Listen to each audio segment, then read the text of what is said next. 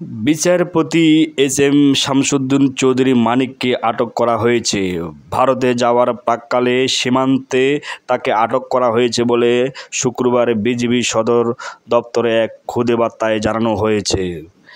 SM. Shamsuddin Chowdhury মানিক appeal বিভাগের প্রধান বিচারপতি ছিলেন। 2015 সালের সেপ্টেম্বরে তিনি অবসরে যান।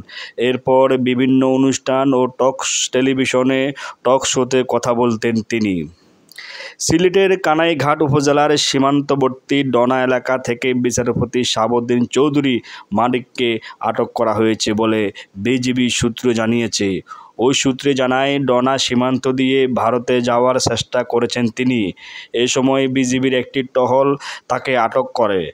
কানাইঘাট উপজেলা ডনা বিজিবি ক্যাম্পের নায়ক সুবেদার মহিবুল্লাহ রাতে 12টার দিকে এ তথ্য জানান। অবসরপ্রাপ্ত বিচারপতি শাহাবুদ্দিন চৌধুরী মানিক এখন পর্যন্ত তাদের হেফাজতে রয়েছেন বলে বিজিবি জানিয়েছেন।